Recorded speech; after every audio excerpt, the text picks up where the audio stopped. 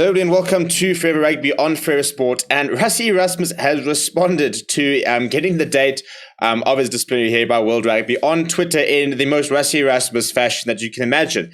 And whilst it is a very short tweet, obviously being Twitter less than 120 characters, it kind of sort of shows you where RASSIE Rasmus is and where probably SA Rugby probably are with the entire situation, which is not particularly worried. Although, having seen what's just gone with RJ Smith in terms of the burden of proof and where it lies, it does sort of potentially present a few problematic situations for RASSIE Rasmus when it comes to his defense of his misconduct hearing, which will take place on the weekend of the 30th and 31st of October.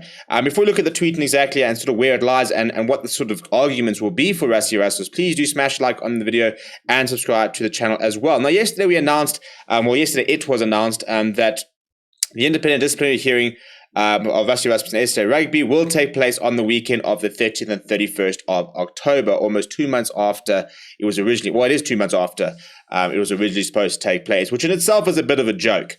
And we all know that it's been pretty badly handled from start to finish in terms of World Rugby not coming to the party and being able to arrange this hearing sooner rather than later. As a result, RASSIE Rasmus did watch the entire Rugby Championship leg in Australia from his home in South Africa, where he was talking to the coaching staff via Zoom and stuff like that. And he was still very much involved, but obviously wasn't on the ground with the team itself. The good news is that his hearing will take place before the Springboks end of year tour. So if he wants to go and join and stuff like that, he should be in a position to be there, and then it'll all depend on what the sanction is after the hearing, whether he'll be able to join the squad or not. Now, yesterday, World Rugby published the article and the news on their official World Rugby Media Twitter account, and RASSIE Rasmus responded in the most RASSIE Rasmus way possible on Twitter, replying, and I quote, "So lacquer, this is what we all deserve. Players, coaches, supporters, and referees just to get an opportunity to tell the truth without an option of hiding anything. That's all.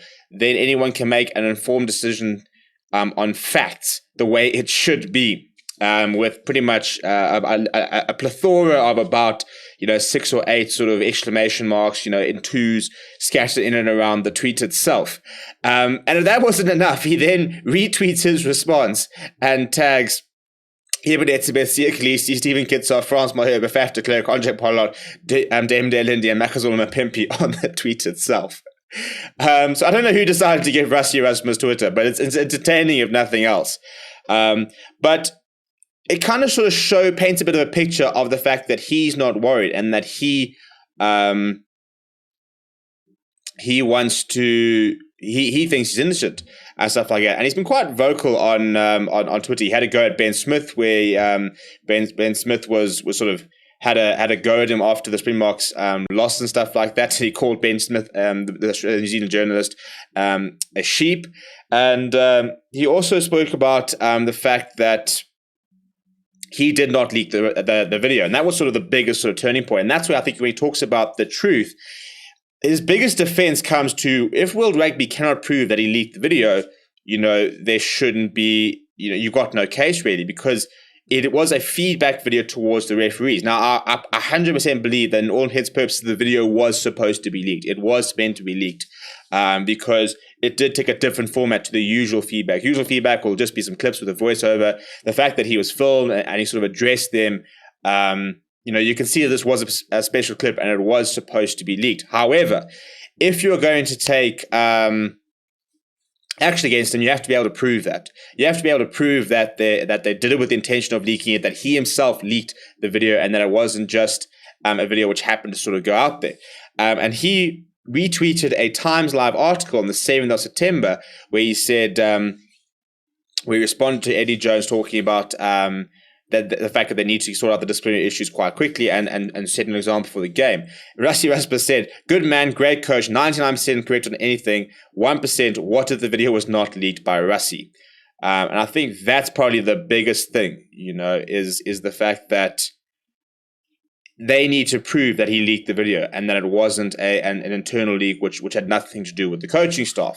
The reason that's a little bit worrying now is because we've just seen literally a day before today, yesterday, the RJ Smith biting incident, the fact that the burden of proof actually fell upon the player to prove that he did not bite the player because he pleaded not guilty. Now, obviously, it's a slightly different type of disciplinary panel, but it's a very interesting precedent being set, and a very worrying precedent being set by World Rugby, in my opinion, where because RJ Smith pleaded not guilty, he then had to sort of prove that he didn't bite. So, it'll be quite interesting going into this hearing. Do World Rugby have to try and prove that Rassie Erasmus did leak the video? Or is it a case of Rassie Erasmus having to go there and prove that he did not leak the video and that it wasn't him? But you can see it's a very relaxed Rassie Erasmus, and he's always sort of seems, nothing he does is done without a lot of thought. I think everything he does is very, very intentional, and the fact that he took to Twitter and he sort of been galvanizing the South African support is very, very intentional. He's had goes at journalists. He's had a go at various coaches who have had something. He's come out and he's sort of had a say about social media and the way you judge stuff like that. So it's all very, very intentional. And I think that it's very interesting to sort of see how he sort of created this rhetoric, and he wants to keep building this rhetoric that, it's all about getting the truth out. It's all about being judged fairly, and that he's sort of maintaining the fact that he didn't leak the video. Therefore, they've got not much on him and stuff like that. So we'll see how it will all sort of pan out. But it's amazing how a very, very short tweet just sort of shows you the mindset, the attitude, and the defense that they will try and use. And then I just think it's amusing that he then retweets it and tags all the Springbok players. Rassie's a menace. He's a menace on social media, taking no prisoners and saying what he wants, but very, very intentionally so. And I think that I'll be very surprised if we see a sanction to the degree that he will not be allowed at stadiums. I'll be very surprised if that does get to the case. I think it would be a World Rugby versus SA Rugby situation.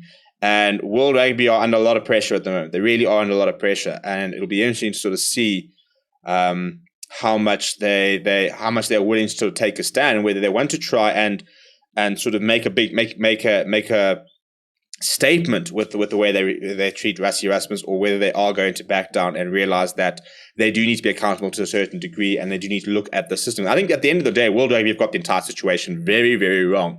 Where, as I've always said, I think, you probably do need to have a bit of a panel. You do need to say, listen, we can't just be leaking video. We can't just be posting videos about referees' performance after every match. However, World Rugby, there was never any sort of accountability, never sort of, we understand your frustration about the systems in place and we can review that. However, you can't do that.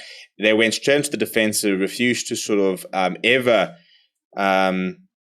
acknowledge any potential, even as I said, any potential downfall from their part, and instead said that they want to review their laws so they can sanction coaches much easier, which gets very, very muddy very quickly, and you don't want to advocate for having to criticize officials all the time, but everybody has to be accountable. Players are accountable for bad performances. Coaches are accountable for bad results.